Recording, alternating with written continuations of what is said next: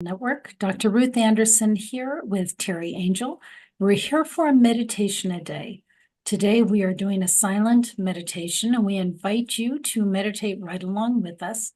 Teri's going to play some beautiful music. We're going to go behind scenes and meditate. We'll come back in about 20 or 25 minutes and share with you the messages that we received from Spirit. Teri Angel, thank you for being here today. Thank you, Ruth. Good morning, and good morning, everyone. All right, so we'll let Teri play some music. We'll be back shortly. Have a good meditation.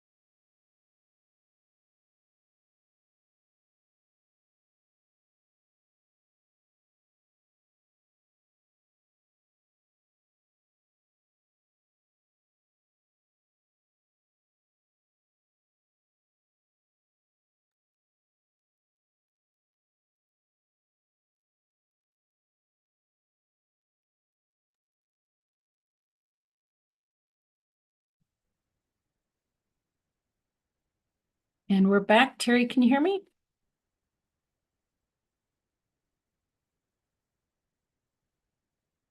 There we go. Teri, can you hear me? Sorry, I had to change headsets. I knew you'd be back. This meditation was interesting. We haven't seen this particular scenario in, I would say, maybe 2 years, I think. At least. Yeah. So the visual that we got, we were sitting on rocks, large rocks, and it was in the ethereal realm, and there were guest speakers. And we've heard guest speakers in this spot before, but it was just fun because we haven't been there for a while. So we had 2 guest speakers, and I was able to hear what was being said, and I wrote them down. So we're just going to share that with you today. The first speaker was Mary Magdalene, and she said, people who have been maligned and misunderstood, their intentions are misinterpreted. They are victims of other people's perceptions. Rather than scorn them, we should pity them, care for them, pray for them, that they would know divine love. We are all misunderstood at times in our lives, so we should have empathy and understanding. Love your brethren as we long to be loved, seen as righteous in the eyes of the Lamb. Amen. Teri, what was your impression on hearing that? That is so beautiful and so needed to be heard today, because we generalize, sometimes there's a tendency to criticize, to look at flaws, to look at people and see what's wrong instead of building them up and seeing what's right. So this message, I think, is so needed, and was needed in the time when Jesus walked the earth. And there was so much criticism of his relationship with Mary, and she was one of his most devoted followers. You know, she was there always. So when people started criticizing her and speaking bad about her, he was always coming to her defense. And it's a big teaching for all of us, that if you see someone being bullied, if you see someone being criticized and torn down, come to their defense and just say we should see each other the way we want to be seen and treated the way we want to be treated. So it's about equality, is what I feel. Well, and I think it's about check yourself. Mm-hmm. Is there somebody that you are feeling less than about, that you are maligning them? Check yourself. Mm-hmm. Yeah, it's an insecurity thing when we bully or try to make somebody look bad. If they look bad, then we're going to look good, right? So, yeah, it's a big message, and what a beautiful channeling that came through. Or out of fear, you want to change them. Mm-hmm. Yeah. The second speaker was Christ. And it's a continuation of the first conversation by Mary Magdalene. And this is what was heard. You speak of lost lambs. There are no lost lambs, for the Father has not lost sight of any of them. They may feel lost and alone, yet never are they truly alone. God's love shines on them like a candle in the darkness. It is their mind, their thinking, leading them to feel separated, unworthy in the sight of others. Nothing could be further from the truth. God values each soul, each heart, as he values his Son. All are equal. All are worthy. All are resplendent in God's eyes. God does not look for the flaws. God sees the beauty of his creation and loves it without measure. Rather than look for the flaws and cast aspersions on each other, look to the beauty that God created and help each other to find that beauty within themselves. For God is love and only love. Amen. Big amen.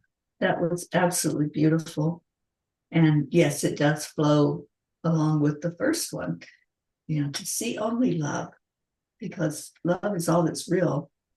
Everything else, all these worldly things, that's all the illusion. That's what we came here, is just to learn from the contrast of it, but it's not what's lasting. The only thing that will last is the love. And that's why I think that he spoke and said to see only love when you look at others. And when I tuned in as you were channeling it, I saw these huge rocks by a seaside, and they were all filled with angels. They were all just very present, as a reminder that they're always present. They are the messengers that were given to us to help us through this lifetime.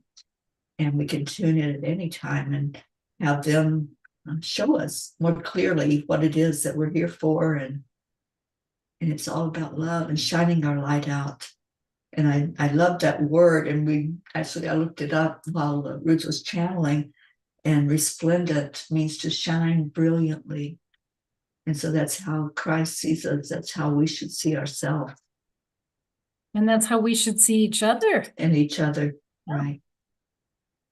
Beautiful. Yeah.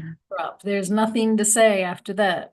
It really isn't. It was complete and so beautifully said. And I'm glad you have it written. Yeah, this is something that everyone needs to hear. And especially right now, there's so much turmoil and chaos and stuff going on. We need that reminder to be gentle and to love each other, to just look for the good instead of looking for any flaws or anything that we could point at. I don't think Jesus ever pointed a finger at anyone and said they were bad. He always would look at the good in them. Yeah, Thank very you. beautiful. Thanks for being here. So friends, take good care. God bless. We'll see you all soon. Bye, everyone.